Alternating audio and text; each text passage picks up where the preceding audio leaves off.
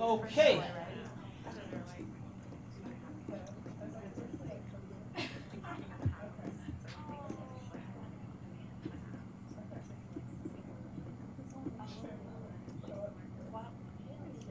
No, no, finish, please. Oh, you're waiting. That's okay. Shall we? So I'm Sina Safayi. I've been hired 2 months ago to support your career development. This is a workshop that I found myself in my personal experience, professional life, very, very efficient. I got my current job through LinkedIn, and I'm gonna tell about my story, how I got it, the communications I've made, and so forth at the end of this session. So what I want you to do for in the beginning, because I don't know many of you, I know some of you, of course, I don't know many of you, tell me your name, what year you're at, and if you have a LinkedIn profile. Of course, last week I checked LinkedIn profile of all of you. Some of you probably have noticed this, like I viewed your LinkedIn profile. But I would like you to tell me whether since last week anything has changed. Some of you don't have a LinkedIn profile. I know that, and that's why you're here. Any technical issues we need to consider, Michael? No, just looking at where. Use those wireless mics. Yeah. I put them. So again, your name, what year you're at, if you have a LinkedIn profile, and how many good points you expect to learn today to leave this workshop happy and recommend it to others. Okay, I guess I'll start since I have the mic. I'm Rachel Dittmar, and I'm a second-year graduate student. I do have a LinkedIn profile, and I hope to get 3 to 4 hints today. Awesome. Hi, my name is Rosa Santana. I'm a second year. I do have a LinkedIn profile, but I don't normally use it, so I hope to get a lot of tips. A lot means number. Come up with a number. 5. Okay, good. Thank you. Hi, I'm Erin Atkinson, and I'm a fourth-year graduate student. And I do have a LinkedIn profile that is still fairly bare bones, so I'm hoping this will help with that. And so I guess I hope to get 3 or 4 things out of this to improve it. Excellent. Thank you. I'm Alex Marshall. I'm a 6th-year graduate student, and I think that I have a LinkedIn profile, but I know I've never filled it out. So I'm hoping for like 4 to 5 hints today. Excellent. Thank you. I'm Jill Losh. I'm a 5th-year grad student. I do have a LinkedIn. I've updated it, but not extremely recently. And I hope to get 3 hints, because that sounds like a good number. Oh, did they say how many hints you'd like to learn? How many was it? 3 or 4? And you? Sorry. 4 or 5. Okay, good. Thank you. Hi, my name's E. Liu. I'm a 5th-year grad student, and I have a LinkedIn profile. I want to update it, but I don't know exactly how and to make it good, because I'm afraid that, to put something that's not good up there. So I hope from this, even 1 works for me. I just want to get something out of it. So. My name is Nora Owiti. I'm a 5th-year graduate student. I do have a LinkedIn profile, and I hope to get 5 to 10 hits. 5 to 10. Oh my God. No pressure, Sina. No pressure. Just up to 10. Hi, I'm Sunil Acharya, and I'm 6th-year graduate student. And I do have a LinkedIn profile, but I haven't used it that extensively. That's why I want to get at least 3 to 4 tips today so that I can update my LinkedIn profile. Thank you. Hi, I'm Smriti Vijayaraghavan. I'm a 5th-year graduate student, and yes, I do have a LinkedIn profile.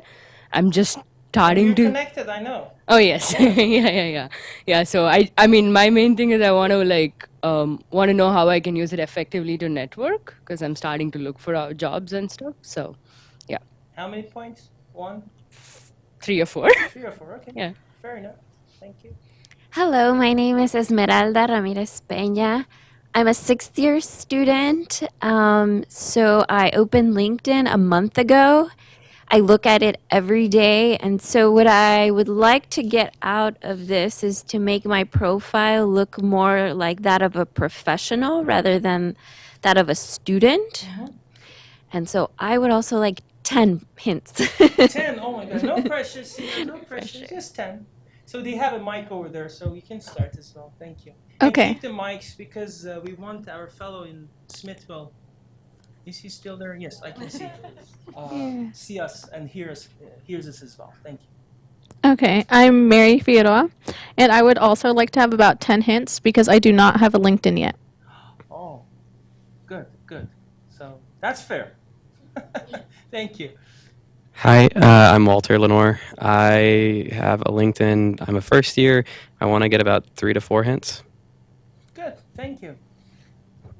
Hi, I'm Jolie Schaefer. I'm a fourth year. I have a LinkedIn, and I'm looking to get 3 great hints. 3 great hints. That's too much of pressure because Julie has, to my understanding, not that like I want to put her on spot, but she has the best LinkedIn profile among the students I've seen here, and she's using it very efficiently in terms of branding herself towards her or relative to her career goals. So I'm gonna come up with examples, and hopefully she can help me out with some as well when it comes to like branding and like putting stuff. So 3, I hope so, but we'll see. Okay, thank you. Hi, my name is Ashabari Mukherjee. I'm a first year student. I do have a LinkedIn, but I'm also looking for tips on how to kind of bridge the gap between like a student undergrad CV and a more professional CV. So I'm hoping for like 5 tips. Good, good, thank you. Hi, I'm Alexis Mobley. I'm a first year student and I do have a LinkedIn profile. I've been kind of twiddling with it and updating it and tweaking it, so I want it to be a little bit stronger. So probably about 3 to 4 hints I think would be sufficient. Thank you.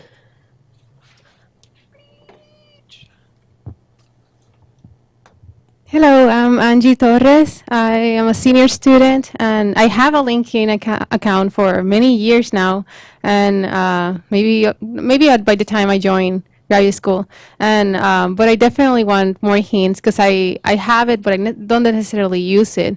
So I definitely want about 5 hints, very good hints on how I can take the most advantage of it. Okay, good, thanks. And you, how many points? Sorry? Yeah. Just it's not. I don't think everyone knows you. So. Well, I'm not a student. I'm the G&D program manager. I have a LinkedIn profile, which I haven't updated in a long, long time. And I'd be interested in 2 or 3 tips. 2, 3. Okay, fair enough. Okay, thank you. Thanks. I have to stay behind the podium for our fellow there. Oh, you need to introduce yourself too. Sorry. Go ahead, please. Okay.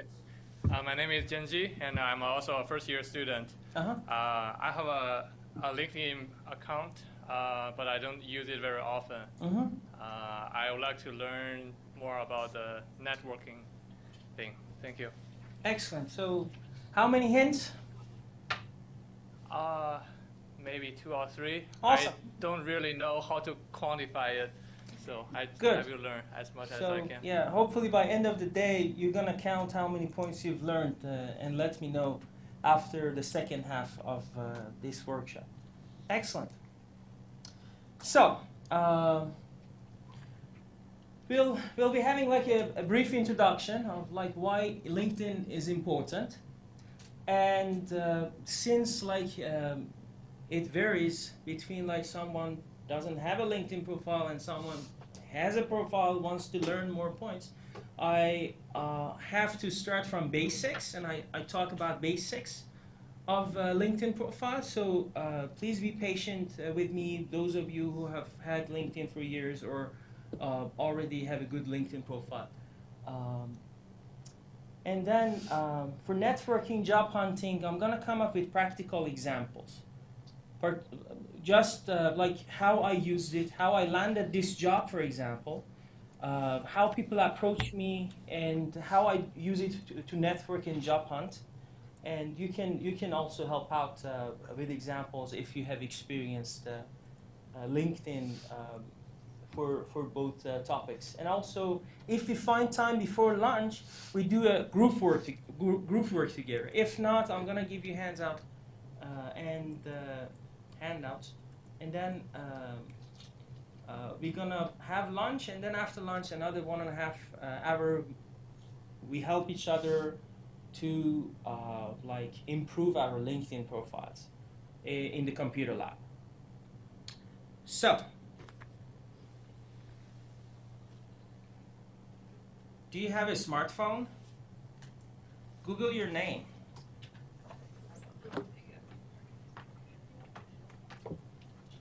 It's wise, like no matter what professional, what stage at your professional life you are, what stage of your career you are at, it's very important to Google yourself every now and then.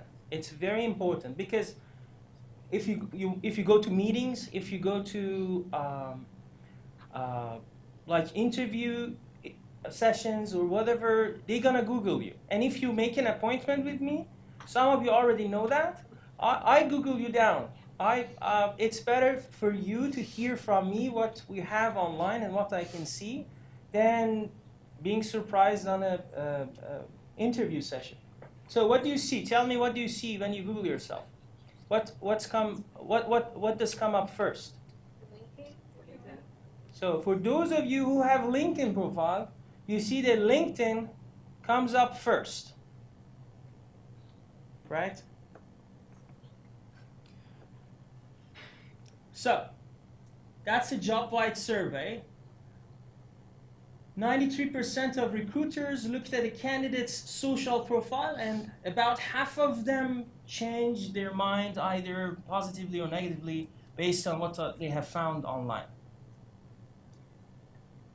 Published in Nature, they have done a survey among 3,000 plus scientists and engineers to see what social media websites they know of and they use it and how regular they use it. As you see, Google Scholar, ResearchGate, and LinkedIn are the top 3. So we will be having Google Scholar and ResearchGate workshops later as well. So if you talk about donut on different websites, on Facebook, I like donuts. Snapchat, watch me eat a donut. Instagram, here's a cool photo of my donut. Pinterest, here's a donut recipe. And that's like Spotify, I think, right? I'm listening to donuts. And WhatsApp, anyone want a donut? Is it WhatsApp or whatever it is? But on LinkedIn, I hope to operate a donut franchise one day. I'm looking for a job at a donut company. I have 3 years experience making donuts. My top skills are donut production and sales. Here are 3 recommendations from former donut colleagues, right? So it's very different. So LinkedIn is actually a professional networking website rather than social platform for socializing in other websites. So they are the largest, they claim to be the largest professional network on earth. Last time I checked, they had like 500 million users. And of course, the mission they are known of is to connect like the world's professionals together. So more than 200 countries. They're active in more than 200 countries. Again, LinkedIn among all websites is #1 when it comes to recruiting. So recruiters using it a lot, and they usually look at your professional experience and length of your professional tenure and the specific skills you're looking for. Of course, how LinkedIn can help you, these are the answers from LinkedIn. Establish your professional profile, build and maintain your professional network, find and reconnect with colleagues and classmates, and learn about companies. We're going to walk through all these. Yes, please. Yes, sure. Sure. Yeah. Yeah, definitely. Share your thoughts. Make a brand of yourself, strategically towards your goals, how you want to use LinkedIn for your career. And of course, job hunting, right? Photos. This is me 14 years ago, right? This is my passport photo. So the first week, I was born and raised in Iran, right?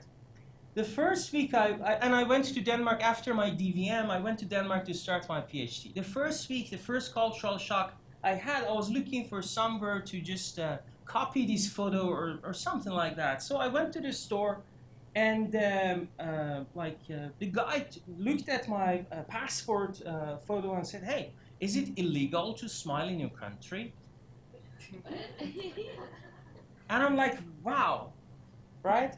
So the first thing, of course, I got offended because I was not aware of different perspectives, because I was raised and born in a very suppressed country, not knowing much of outside world. Internet was not a big deal and so forth. Oh, when I remember it, like I get emotional. Anyway, so years later, seeing like what the environment expects from me, of course, I have a little smile on my face. And depends on what website I'm putting it on, I have different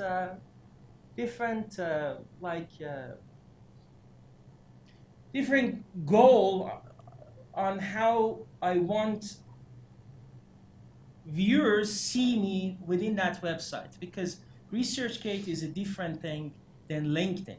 On ResearchGate is all about your research. On LinkedIn, it's you, your job, your goals, who you have been, and where you want to go. This is different than an informative thing like ResearchGate.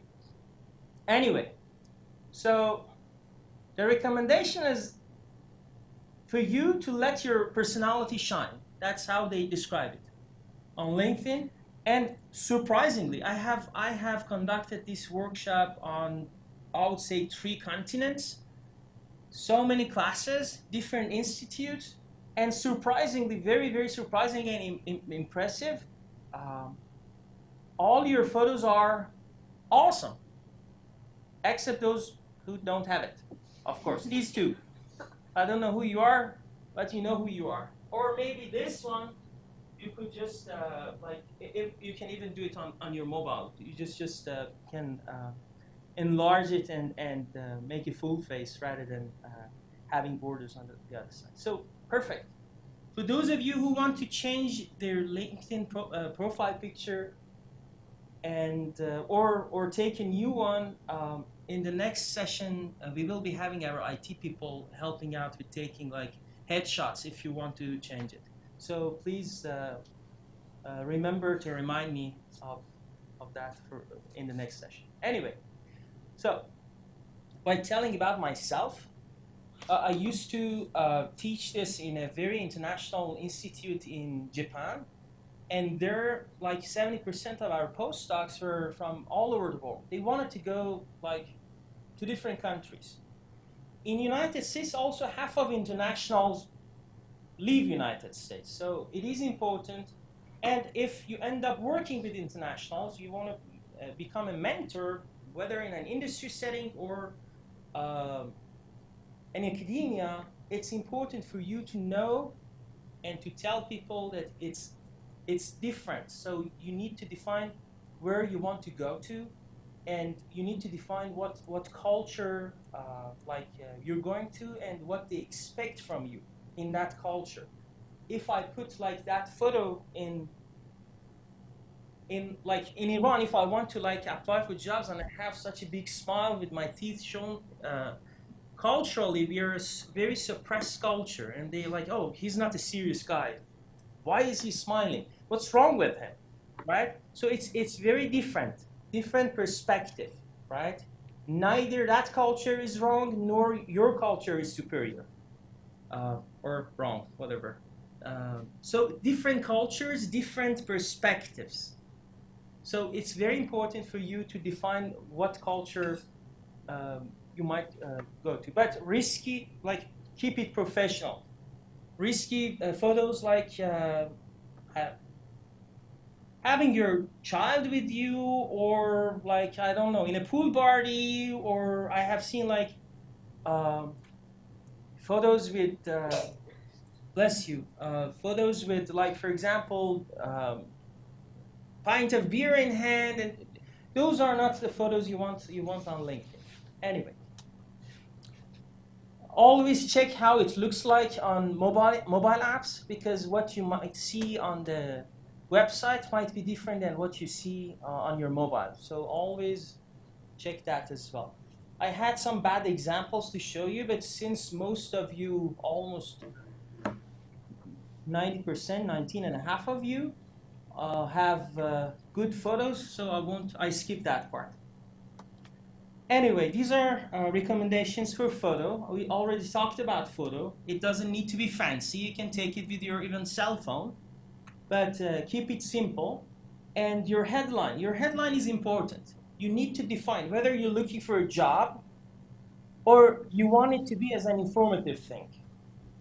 Second year, if you're looking for internship, is different than when you just want your LinkedIn profile to be something informative for whoever Googles you, right? So putting like PhD student in like cancer biology at MD Anderson, that's a simple thing.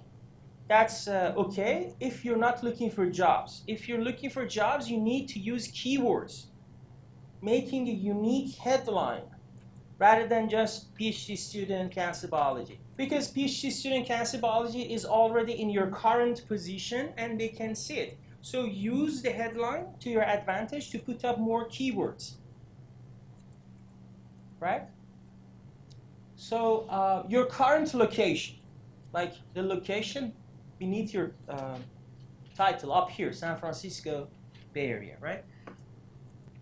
If you're looking for jobs, your location should be where you want to find a job, not where you're located at the moment. It's a very tricky point, because recruiters look for experts in particular fields with specific skill sets, usually close by.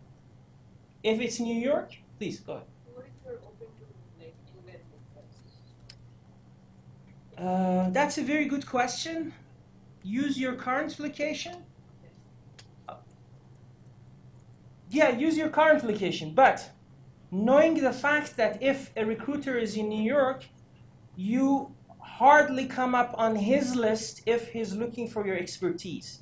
And you'll be like on top of the list for recruiters in Houston area.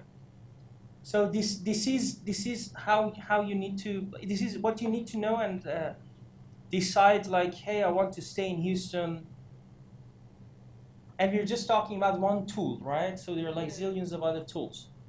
Using LinkedIn, you can approach recruiters in other regions in the United States and tell them your availability. Also, when I demonstrate like the jobs page. When recently they added a flag. Nobody sees that flag but recruiters. You turn it on. It means that you're available in the job market. And also you can define locations. Let's see if you can define cities. I'm sure you can define which countries you're looking like to find a job in, but we can check it out whether we can limit it to cities as well. Good question. You wanted to ask something? Yeah. Oh no, because I was like, because if I'm looking like pharma companies, Houston is really not the place, but if I'm open to anywhere else, so it's kind of complicated what I would put. So. It's your personal choice, but what I would do if, for example, San Francisco or Boston, they have like too many pharma companies, I would put my location in San Francisco, and then. But what if I don't want to limit it again? So. But that's you can't leave it blank. Yeah. That would be to your disadvantage, because then even the recruiters in Houston area wouldn't be able to see you on top of the list when they look for a particular skill set. Any more questions? And summary. I personally think, because when they look for people, recruiters, or whoever else Googles your name and clicks on your LinkedIn profile, summary is the first thing they see. First impressions are usually lasting impressions, right? So summary is very important. I personally was using summary like a resume summary. Bullet points, highlights of my achievements, background. But nowadays, it's like, I don't know, less than a year that they're recommending, and it's a trend started by LinkedIn. They're recommending to have a personal taste in your summary. Some go crazy, like Europeans. Europeans, if you see European resumes, they talk about like their hobbies. Like, I have a dog, I like to hike, I like kayaking, and they talk about their hobbies in some way, but not in United States. So again, depend on your location goal. I'll show you mine, how I changed it last week, but still, I don't think it hurts you if you treat it as resume. LinkedIn recommendation is not to treat it as your resume, the summary part. But tell me why you think, I couldn't come up with a solid logic, solid reason why I shouldn't treat it as a resume. Because my target group are either my colleagues or recruiters. And the first thing recruiter asks me is my resume. So it's better they see it, and if they're interested, they're gonna contact me and follow up, right? So again, it's a personal choice. The other note I found about LinkedIn is that they are focusing on undergrads when it comes to academia. Also, their major audience are recruiters. So many of recommendations out there from LinkedIn, available from LinkedIn, are for recruiters. But a graduate life is very different than a recruiter's life, and the goal of a graduate student is different than a recruiter, and also undergrads, right? So consider those points in mind. Experience, of course, you need to put all your experiences part-time, no matter what you did, and preferably after high school. So I don't think anyone is interested what you've been doing during high school. And organizations, if you're a member of like GSA, for example, or other organizations, definitely put them up there. Again, like your resume, action verbs: conducted, right? Presented, right? Perform, schedule. So use action verbs, bullet points, 1, 2, 3, how many bullet points, but make it short and brief. So education, of course, like your undergrad and like your grad school, volunteer experience, like if you have volunteer, that's also one of the sections recruiters pay attention, or future employers, to see that you're not, you're multidimensional rather than not. Skills, of course, nowadays it's become like likes on Facebook. But what are the alternative? Either not having them or having them, right? The recommendation is to have at least 5 skills. I put 50, so I like to get likes, right? But it doesn't matter much, but it's important, because when they look for particular skills, they find them among like the skill set you have. Also, when LinkedIn, like the algorithm they have, it analyzes your profile, suggests you job opportunities, it goes through your skill set. Mine is a mess because I'm an administrator and I used to be a scientist, like PCR, career development. So even LinkedIn is confused. So, but yours is tailored, so it's different. Honors and awards, travel award, or whatever award you've got, scholarship from the university for your education, of course you should put it there. Courses, be very cautious about courses. Try not to have a very, very long LinkedIn profile. If the courses are very important for your career goal, for you to have the recruiters or future employers or colleagues seeing those course titles, put them up there. So be very selective. Instead of having like zillions of courses up there in the grad school, everybody passes like I don't know how many courses. You don't need to put everything up there. Just be selective. And when you get to postdoc or like get a job, then exclude, like eliminate them. You don't need, when you have a job, you don't need to tell people what courses during grad school you've passed. So be selective, always update your profile, and depending on what stage you're at and what your goals of having this LinkedIn profile is.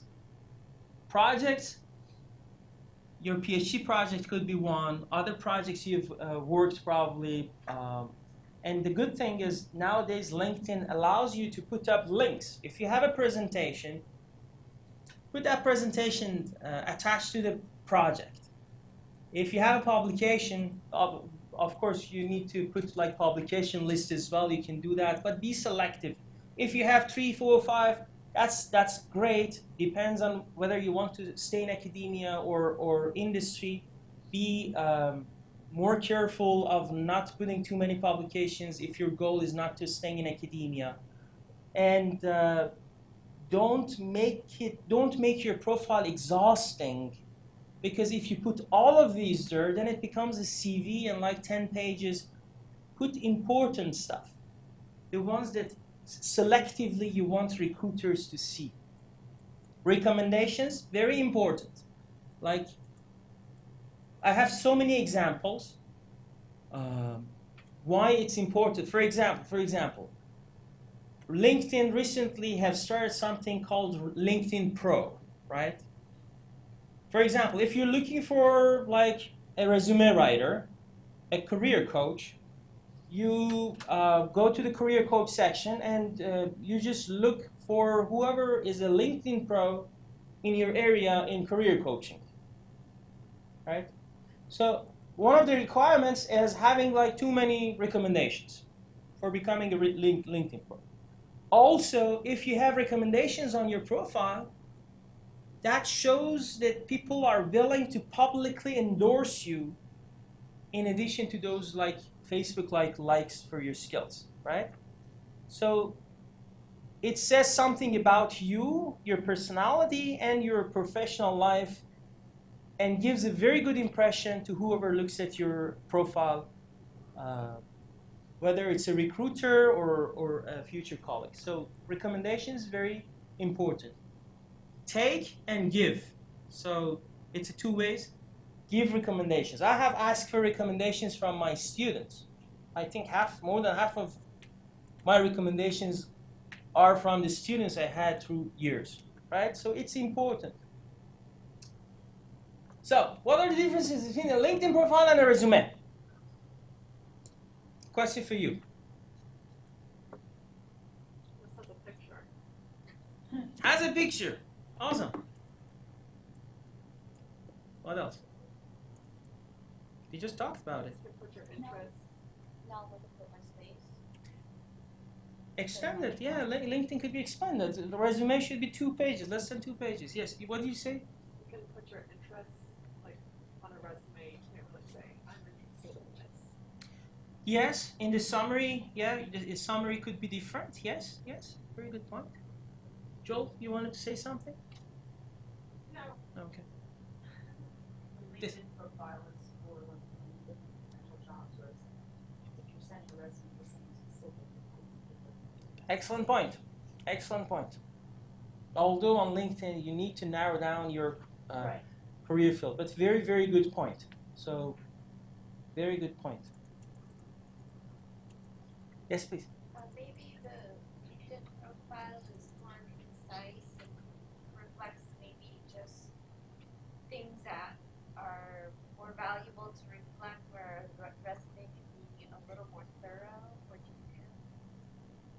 Could be, yeah. Do you have recommendations on your resume? No. Okay. Do you have lists of your publications on your resume? So, as you mentioned, specificity. Oh my God, that's a hard word for a second language. Of course, for resume, you tailor it down to the job ad. For LinkedIn, you tailor it down to the field. So length, of course, it could be as long as you want, but be cautious about that. Consider having it very lengthy recommendations. There are no recommendations on a resume. And also, it's a live platform, right? They need to ask for a resume to be able to see it, but they can Google you like what you did, and the first thing comes up is LinkedIn. So they can easily have access to it before even they give you a chance to talk or before you meet with them. So, as I mentioned, it's very important to keep your LinkedIn profile up to date. It works to your advantage. LinkedIn gives you like a unique URL. So, for example, mine is like www.linkedin.com/Safayi or something like that. I cannot even remember. Yes, please. How do you make that custom? That's a very good question. We're going to take care of it next session in the practical part. So make sure people can find you. Like add your emails to your profile, because when I create my LinkedIn profile, or even now, like after years of having LinkedIn profile, I once in a while, because my contact list on my email expands, right? I'm here now, grad students are on my list, right? So I go through my contacts and see who has a LinkedIn profile that I'm not connected with. So I get connected with them. So update it regularly, put your email, because if your email is in someone else's contact list, it's more likely that they can find you on LinkedIn and they get connected with you. And it's very important. Yes, please. Should this email be like a personal email or your institutional, professional email? Considering also that maybe you won't be there forever, but you're a personal one, had it for years or two. Well, Very good question. You can put multiple emails there. I personally, for example, I had Iowa State email. I deleted it. I was there at Iowa State for years, so whomever I wanted to get connected with, I already have done that. So I don't have access to my Iowa State University email. So I eliminated that and I added like UT Health email address. But I have my personal email address as well. When we talk about the types of people you need to have in your contacts, it's important to have personal, professional. So I'll talk about it. There you know the importance, you notice the importance of having both your personal email and professional email as well. So give and receive recommendations. I already talked about it. So if you're looking for a job somewhere, you can easily find future coworkers in that place through their company or institute LinkedIn profile. You can find like common the contacts you have in common, get introductions and so forth. I'll talk about it later. Follow companies. If you're interested in finding a pharmaceutical company like Pfizer, for example, follow that company because you get to know the culture of that company. You get to know like the goal and mission of that company through the ads they put up on your home feed. And also they put up job ads. Looking at the job ads in like future employers' perspective, it gives you an idea of what they're looking for. Therefore, you tailor your LinkedIn profile, your summary, your skill set based on what they're looking for. That rather than just having the generic profile. So it's important to regularly look at the job ads in the field that you're looking to get a job in.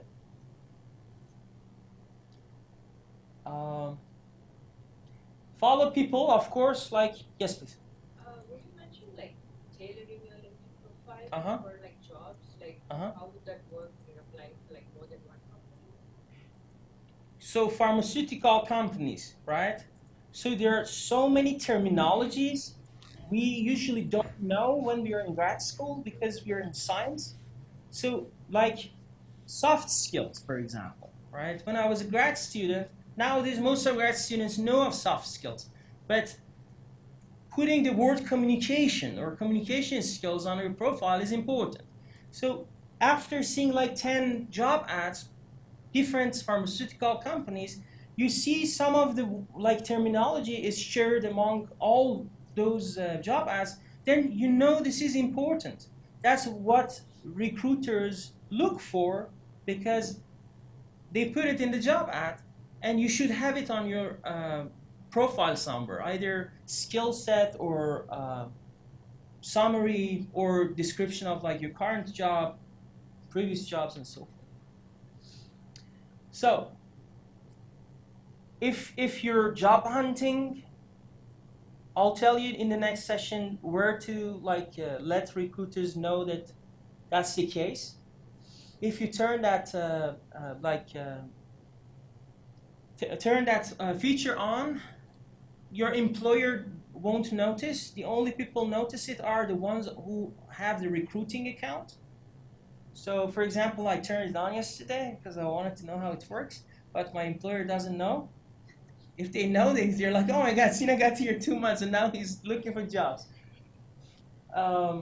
So recruiters, contacts recruiters and connect with them, the ones working in the field that you're looking for a job.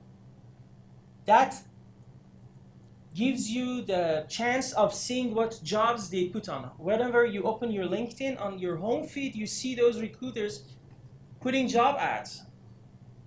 Those job ads, recruiters usually put on their LinkedIn profile. They are not advertised on like publicly in like you can't find those in the job search engines. If you go to Indeed.com or like Glassdoor, you might not be able to see them, but those recruiters and of course when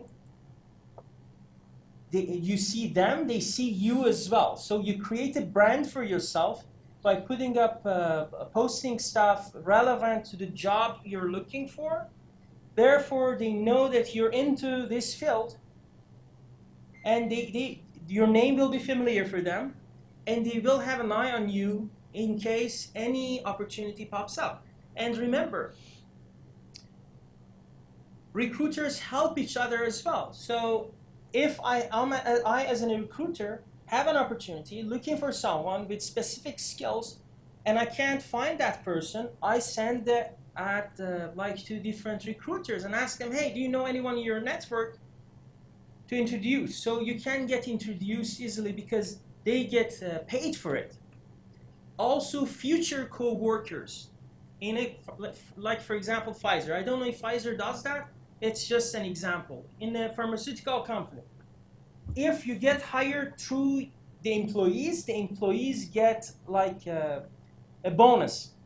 So that's why employees also would like to be helpful because 1,000, 2,000 extra money in my pocket would never hurt if I just refer your resume, your CV to the hiring manager. So that's why it's important to get connected with people. So Warren Buffett, I love that quote. Knowing how is good, knowing whom is better. That's very important. Networking, networking, networking. So publish, engage, establish your professional identity.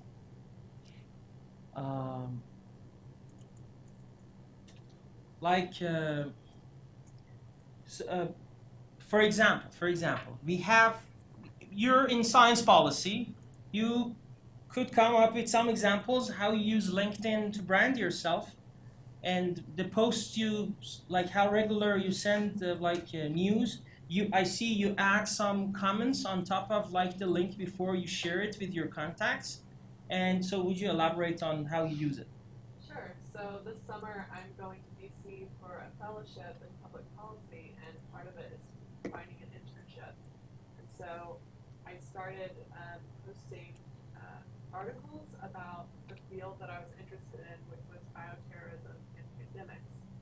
And so every day I would Google either on LinkedIn or on just Google and search for recent news articles that are in that field.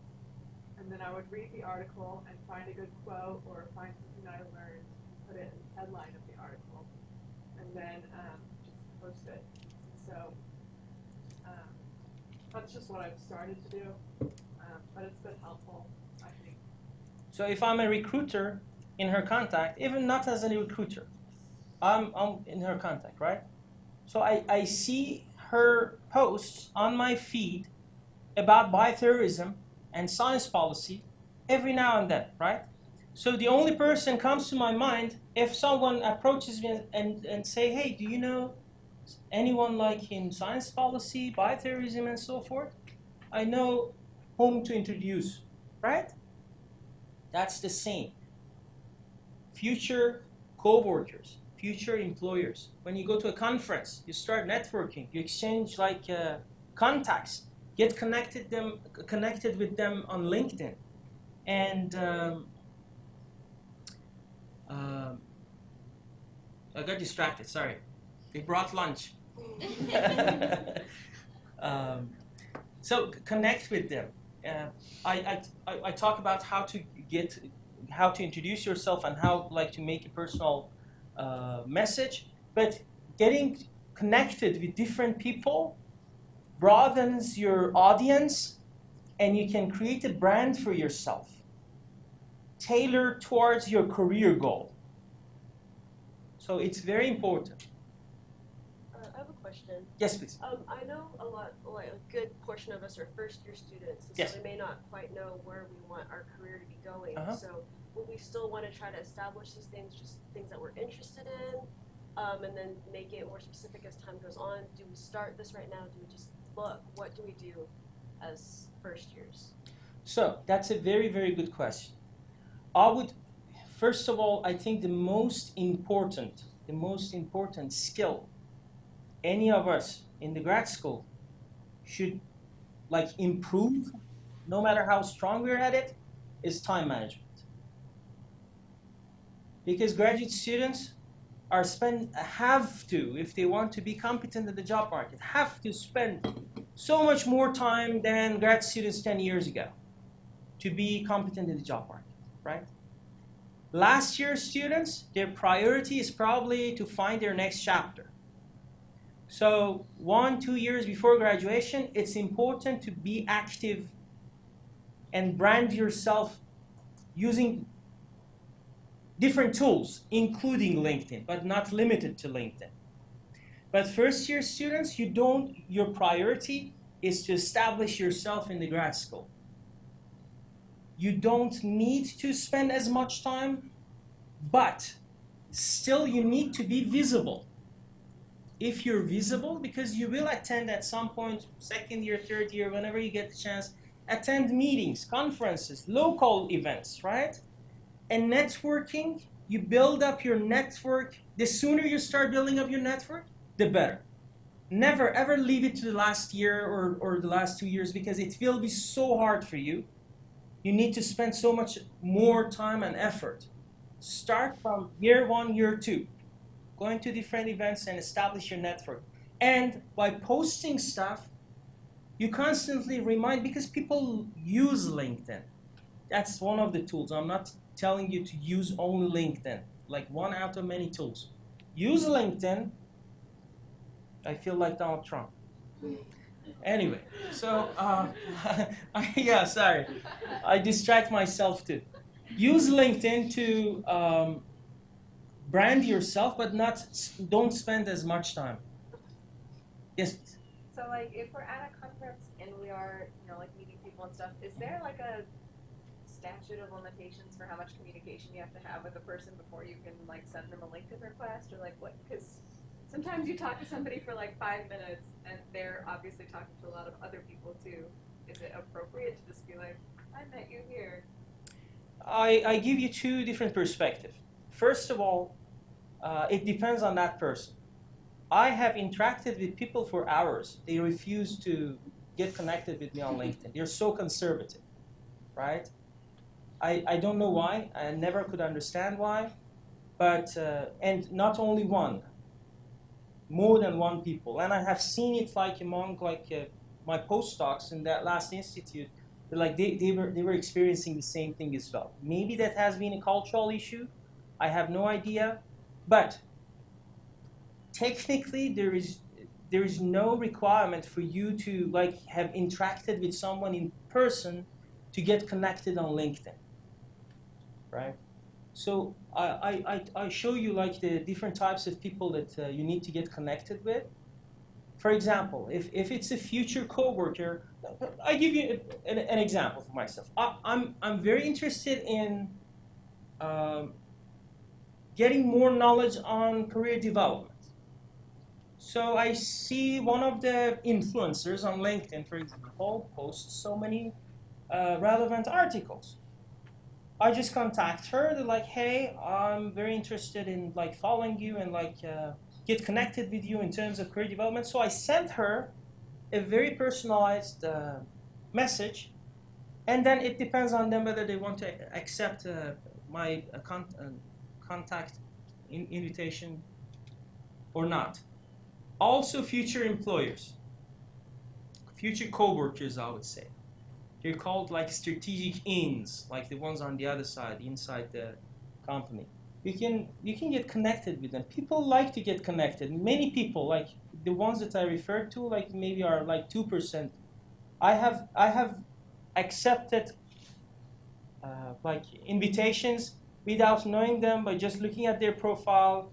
They're like in my field. We have been or will be in the future colleagues, and anyhow they are interested in the stuff that I'm interested. So, and we have like shared contacts. I don't see how it might hurt me more than it helps me. And I have approached those people whom I've never met for different occasions. But typically it's better to meet people and then send contact requests. I hope I answered your question. Never give up. If you send contact requests for people and they ignore it, it's their problem. It's not your problem, right?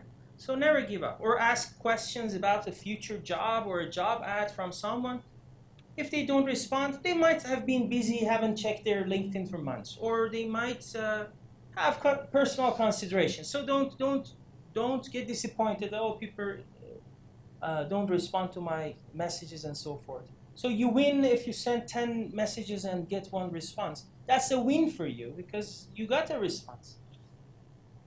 So LinkedIn has basic account, offers basic accounts, which probably most of you have, and premium account. I don't recommend premium accounts to those of you who are not seeing yourself job hunting within the next year.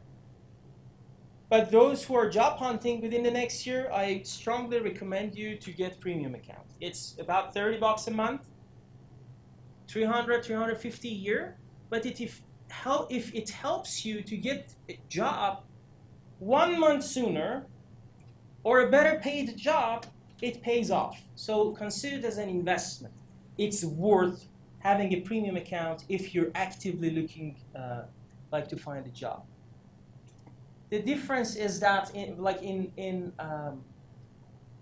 premium accounts, like if you have a premium account, so everyone else could see your full profile. But if you have a basic account, you can't let everyone see your full profile. LinkedIn limits you to summary and a few other parts. So if you have a basic account, you're not able to see everyone who has seen or has looked at your profile. But premium account gives you the option of like seeing like recruiters have come and like checked your profile. Then based on the recruiter checking my profile, that shows that I have the skills and I was on their list. So you can reach out and like start a conversation, for example, if they don't do so. And recruiters, you don't need to get hired right away. Every time you like start a communication with a recruiter, online, on the phone, in person, you learn one point.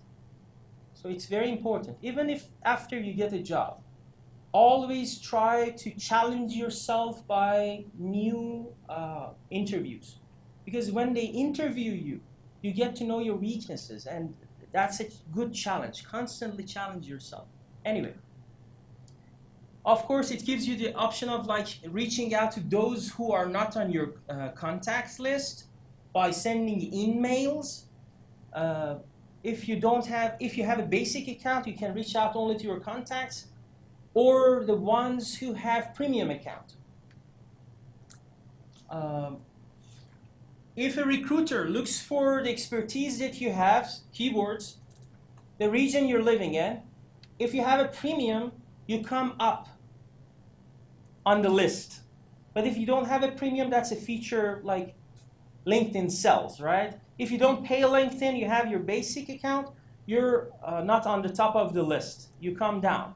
So, and they might, if there are too many people in that region with your expertise, you might not be seen, or you might not be visible because there are like 20, 30, 100 before you having the premium account and also the same skill set. If you have a premium account and you apply for a job through LinkedIn, it gives, based on like what you have on your profile, it gives you an insight of the job, how many, like for example, what degrees have applied for that job, and based on the skills that job is looking for and the experience level, where you're standing. Are you among 25 top percent? You don't need to apply to the job to see this. You can easily like go to the job ad on LinkedIn, and it's after the analysis it does, it tells you like, for example, if it tells me I'm on top 75%, that means that I don't have much of a chance compared to the other applicants. There should be at least minimum of 10 applicants for that job to give you that stats. But 75%, time management. Don't waste your time. If you're on top 10%, good chance that you get an interview. 25% depends on how much of time you have. Prioritize. LinkedIn used to offer Lynda and SlideShare, two different websites, but now they have merged it. And actually, I'm mad at LinkedIn because like the day I announced the workshop, I had a presentation ready for LinkedIn. They change. If you have noticed, they changed the layout like 2 days later, and I'm not a fan of the new layout. I'm so mad at LinkedIn. Why? Couldn't you wait for another 2 weeks? But anyway, lynda.com, it's an educational platform. You see so many videos and like educational materials on different subjects. For example, if you want to learn like how to write codes in MATLAB, or teaching style, or just name it, like design like graphs and so forth. But it used to be free. Now it's just available to premium members. You can get a separate account for Lynda as well, but it's also $25. I personally don't think it's worth the investment. So LinkedIn Premium, it's worth the investment if you're actively looking for jobs within a year. But this one, no, it doesn't. There are like zillions of other resources you can use to learn. So premium members get 6 times more profile views, 3 times more messages, 4 times more expertise requests, and 3 times more connection requests. You pay, then LinkedIn provides these to you as a premium member. So about network, we have we have half an hour. That's good. 87% of jobs get filled through employee referrals. Networking, right?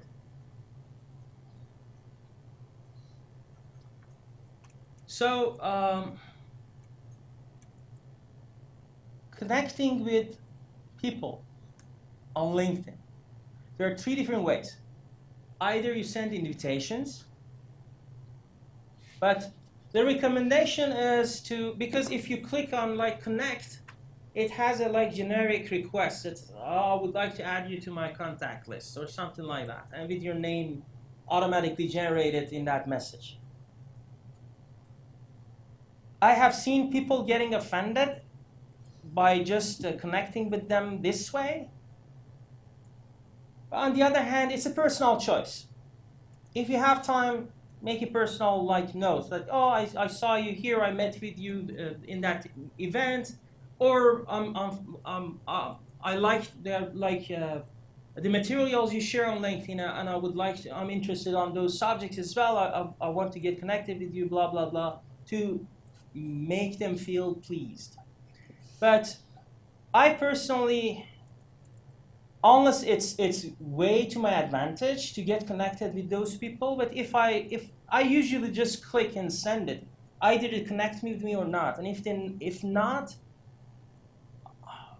to my calculations, because I don't spend time on it, it's their loss rather than mine. So it's a personal choice, bottom line. Introductions. So I'm interested in finding a job in Pfizer. I don't have any contacts in Pfizer, and I saw a future coworker or a hiring manager in Pfizer, and I see that we have like 2-3 shared contacts. So I can contact my contacts to get connected with that Pfizer employee by getting introduced. In-mail messages, of course, either you or them, if you're not connected, either you or them should have premium membership. And recruiters usually do. So that's the third way. 89% professionals reach out to their connections at some point in the job search. So LinkedIn is the best platform to do that. 3 types of people to include in your circle. The first ones are the advocates. So they know you on a personal level, and like they act as a trusted sounding board, and they're likely your friends or family. So your personal email, right? You get connected through those people, usually through your personal email. Strategic in. They're very well connected individuals. So they also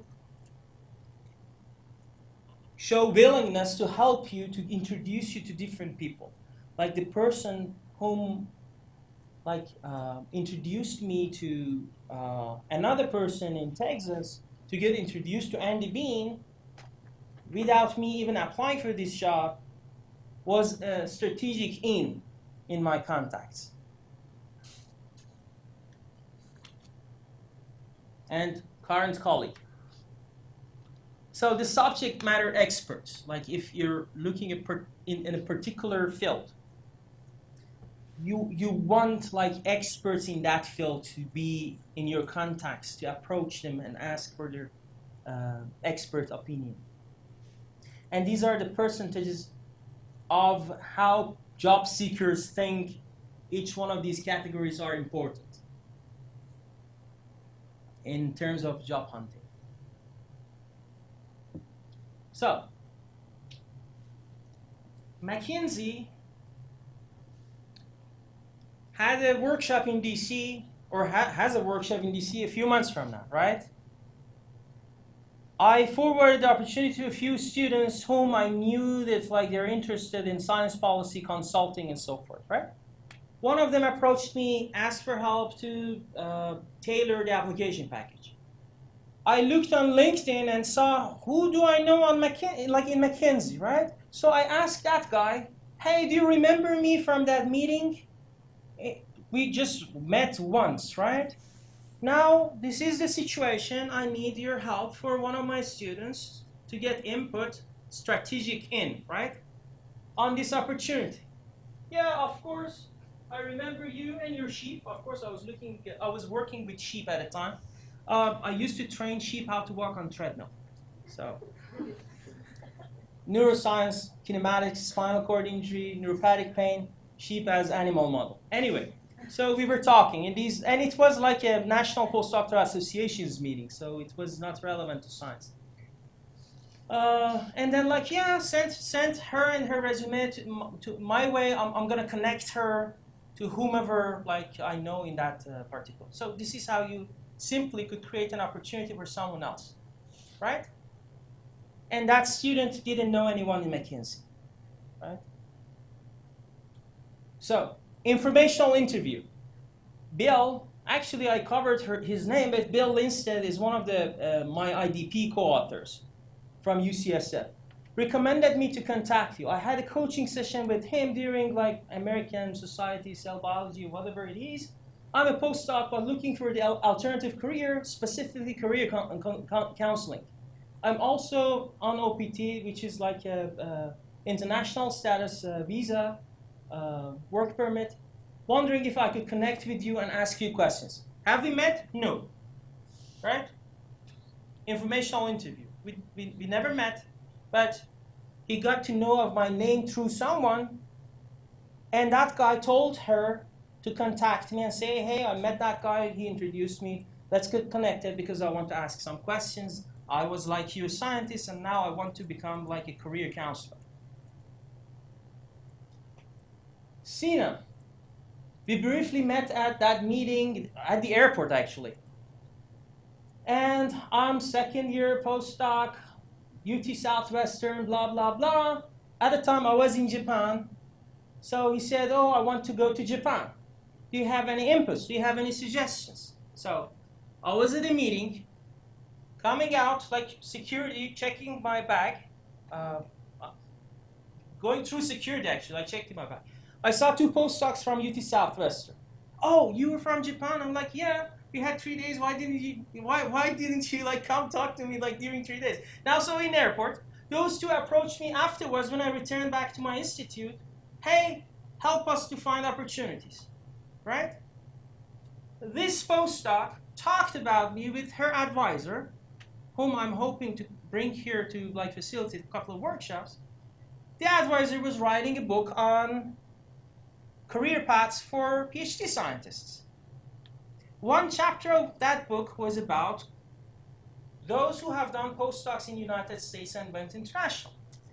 She approached me, oh, I've heard of you through my postdocs.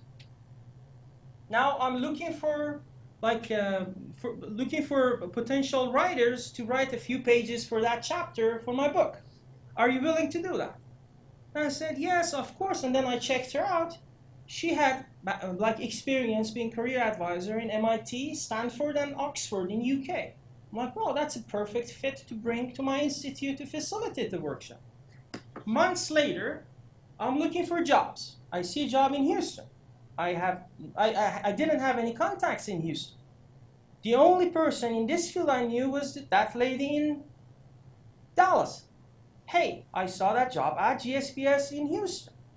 Do you know anyone there? Could refer me to the hiring manager or whoever is in charge of that position. Yeah, I know one lady there, although we just met once, let me contact her. Through LinkedIn, she sent a couple of messages between me and her. Leslie Beckman, postdoc office, right? Leslie forwarded my CV to Andy. The next day, Andy interviewed me through Skype. It was a Friday. I got the offer through Skype. And I told Andy, I haven't submitted my materials yet. Oh, that's a formality. Just do it like it's HR thing. Just do it next week. It's going to take long, but you're hired, right? And it all started after the security checkpoint, following up through LinkedIn by a postdoc approaching me, right? As simple as this. So you need to create opportunities for yourself. Opportunities don't come to you. Happy to connect with you. One of like journal secretaries or whatever, they go around. These are usually journals with low impact factor. They go connect with people with like similar expertise for their journals, and they just beg for publications, right? Other opportunities if you have like not so high quality papers, you can of course like use these opportunities to connect. Beta conference in Manchester. We just briefly talked for like 2 minutes, right? Then we got connected on LinkedIn, and that's how you tailor your message. I met you there, and like we talked, and I'd like to add you on LinkedIn, and furthermore touch base with blah blah blah. So 2 lines, right? Now I know someone in UK, in one of the universities, for example, there. If I need to do something, I'm gonna do. Okay, so what's this? How is life in Japan? So personal, right? The first part, personal, touchy. Oh gosh, that's awesome. Like he remembers I'm in Japan. He remembers, like he asked about my life, right? But he wants to sell something. So he used to be a vendor, like a vendor in one of the events that I attended about my subject, like kinematics, like 3D motion capture system. So he's a salesman, technical sales, like wants to sell something. These are the type of messages you receive if you connect with people. He remembered me like 3 years later and noticed that I left United States and I'm in Japan, but still approached me, right?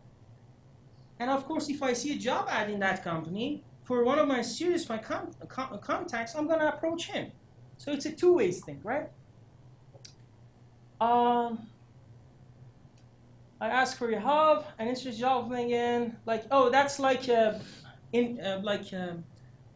getting introduced. So someone approached me that's like in that particular company. I want to get like a job, and I don't have any contacts there, but I noticed that like you have a contact there. Would you introduce me to that person? So I did the introduction, for example. So again, like we met at NPA, and like I was thinking if there are like opportunities in that Japanese institute I was in. I approached, when I was looking at jobs, I approached like during like Emerging Leaders Academy at Iowa State University. One of my mentors was the director of international office. He became the director of international office at Michigan State University, if I remember, MSU. And then I asked him, hey, I would love to like get involved in international office or study abroad, right? So let me just bring your CV and like take you to the director of study abroad or international office and see what they say. But his words, they're like, oh, you're qualified, it meant a lot to me. It was encouraging in a time that I was looking for jobs, right? It's from me. I see, no, that one was Michigan, University of Michigan. This one is Michigan State. So I saw this career services coordinator or whatever. Do you know whom the cover letter should be directed to? Do you know if they have already someone in mind to hire? Since the ad is open for only 2 weeks, that's not a good sign. If the ads are open for 2 weeks, they usually know someone. Do you have any advice for me on my application materials? And then, oh, of course I remember you. I know nothing about the position, but too many other advice, right? Whom to contact and blah, blah, blah. Again, similar story. Good to hear from you. It's good that you're interested in Princeton, but I just joined 4 months ago. And advice on how to put like my application together, right? Wash you. I'm interested in applying for this position. This is the link. By any chance, do you know if they've already found someone for this position? If not, would you be able to kindly put me in touch with the head of search committee? Please let me know. Thanks in advance, right? I believe the job opening is on the university website, right? Imagine the job is there and they're still accepting applications. I don't waste my time by submitting my application materials. So I believe that they have identified candidates and are in the interview phase for that position. But how could you know during by looking at the job ad on the university website, right? I don't know that they will review any more applications. I can tell you that our director of Office of Postdoctoral Affairs is leaving and that position will become available. So one opportunity is closed while the job ad is out there, and now another opportunity opens up. I think you would be a good fit for it. I'm not sure when the position will be posted, but we'll keep an eye out for you. And we just met in a conference, talked for 5 minutes, and got connected, right? People are helpful. You just need to reach out. There are people who, based on their personality, are not helpful. I don't want to use the right terminology in English for them, but those people are everywhere. But good people are everywhere, and good people help each other. Thanks for inquiring, blah, blah, blah. This was University of Virginia. So I was not like in contact with that person, but I noticed that if I go there, I'm gonna work for her. So I approached her and say, hey, I wanna apply, what do you think? And then that was the response. It's like, yeah, I was in Japan and I couldn't like start right away, so the start date is negotiable. And we were looking for someone like a good fit and blah, blah, blah. Of course, they canceled the position after that. I just saw her again 3 days ago in San Francisco when I was attending NPA meeting. So, but people are helpful. That's the head of the search committee. Without us being connected with each other on LinkedIn, and without us even knowing each other.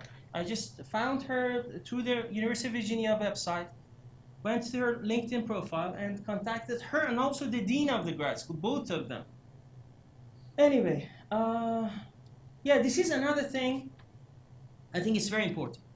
For my previous job, whenever I was going to conferences, I was in charge of postdoc career development, right? So if I was going to Chicago, for example, I could have stayed a few days longer to meet with people in my field at different institutes.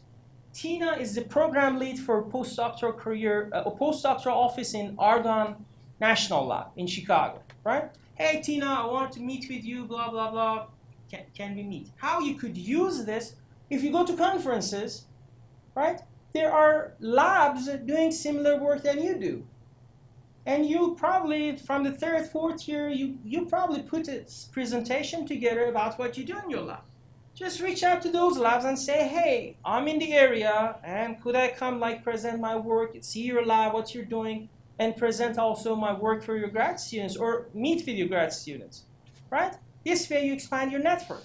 People get to know you, right?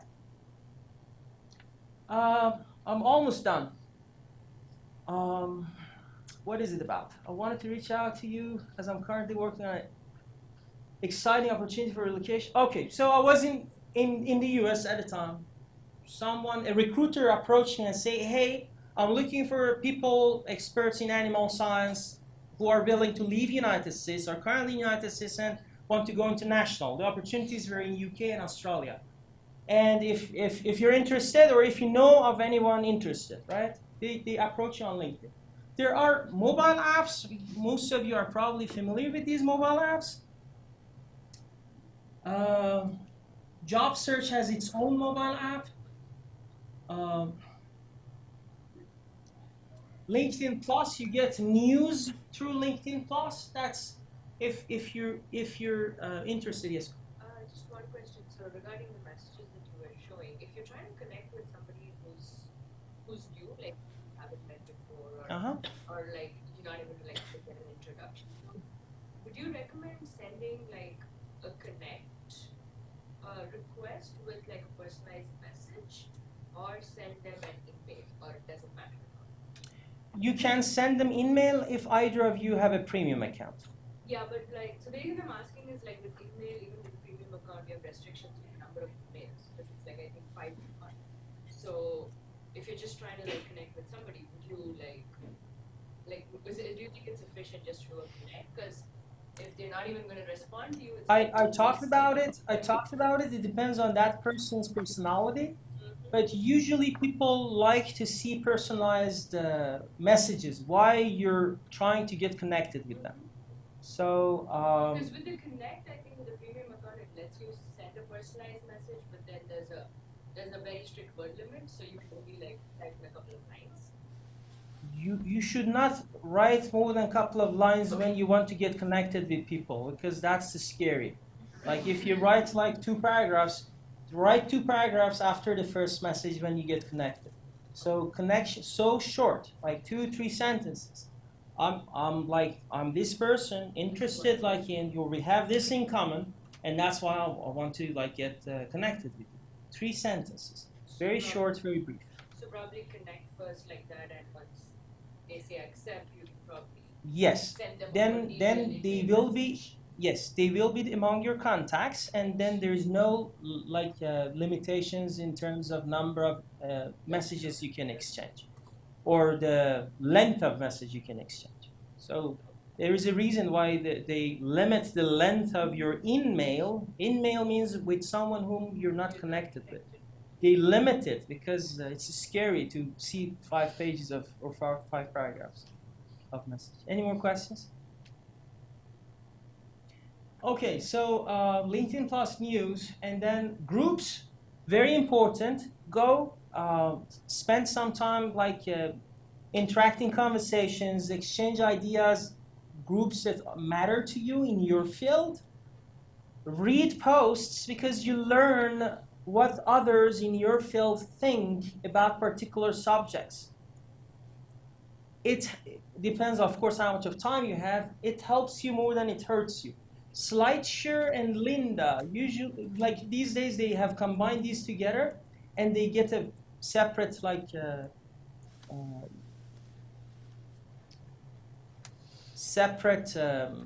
membership payment for them. Lookup. You can look for particular experts within your institute. GSBS, since GSBS doesn't have a company page, on LinkedIn, you won't be able to do it at GSBS, but if you're affiliated with either MD Anderson or UT Health, you can put UT Health in your, as the location you're looking for that particular skills or expert, and then look for whoever, like for example, presentation skills, or your field. What's your field? Cancer biology, for example, right? So, yeah. Genetics, right? Whomever is on LinkedIn on that in the company, MD Anderson, for example, in genetics. So you can get to know people who are on LinkedIn. Have I met these people in like events, networking events we had in the area? Oh, who is this guy? I have never met him. Next time I'm gonna look for him because I want to get connected with that guy, right? So this is my mobile at a time when I was using it intensively. Too many LinkedIn applications. All of them are LinkedIn applications. So I was, for example, animal histology. That was the keyword I was looking for when I was looking for a job, my second postdoc, right? So you can save that keyword, and then whenever a new job ad pops up, on the list you see a new sign in front of the job ad. These are new since the last time I checked the list. And nowadays, LinkedIn also gives you the opportunity of applying with your LinkedIn profile, either on your mobile or on the website. So this is also great. Nowadays, you can attach your resume to the LinkedIn profile as well. So I was doing it on my mobile. I had like my resume on different types of resumes on my Dropbox. So I was attaching my resumes from my Dropbox to my LinkedIn profile and applying for jobs while I was just like closing my eyes at night on my bed. Randomly. You don't do that, but you do it when you're cautious, when you're awake. But it was fun. It was fun. Why? Because I was reading the job ads, like remembering what they're looking for, terminology, and so forth. So, and I didn't care. Like, it was just a lottery, right? In Singapore, it just cost me a click, right? Click. Singapore. If they approach me. No, I don't have anything to lose, right? It was just a millisecond click. Applied with my LinkedIn profile. But it was fun to read the job ads and see what's important on that. So we don't. Get hits, like from those random times? Yes. So I got contacted a few times. Specific, like, it's a new feature. It started like I think 3 years ago, but I started like sending these random like applications. I think I started in Iowa, like last year of Iowa, but they were not as like as frequent as they are today. But last year in Southeast Asia, I was doing it, and I got contacted by recruiters. Back to your question, I got contacted, and because they come and look at your profile, right? And it costs them also 2 minutes to just see whether you're in the trash can, or they can just spend another 5-10 minutes with you to see what you're looking for and what quality you are. I wanted to do a group work, but since we don't have time, we have 4 minutes, right? I can bring these to, or before you go and pick up your lunch boxes, please come. These are 5 or 6 different handouts. Awesome. Perfect points. Using LinkedIn to find a job or internship, how to network on LinkedIn, how to communicate effectively on LinkedIn, build your personal brand on LinkedIn, and tailoring your LinkedIn profile to your goals. So you find many good points on these.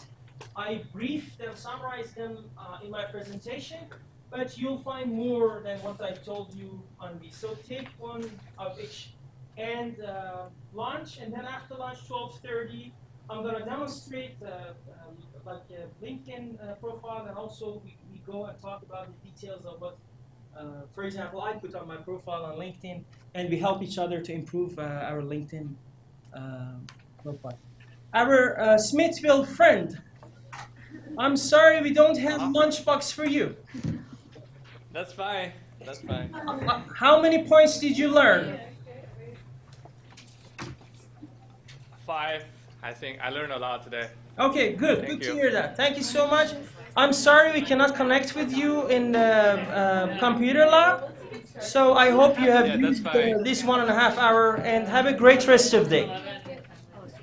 Thank you. And may I have a request? Yes, please. Could you please send the PowerPoint material to me? Sure, I will do that. Send me an email. Okay. Yes, please send me an email. Sure, I will. Yeah, I'll as a reminder, I'll send it to you. Yeah, thank you. Okay. Thank you very much. Thank you.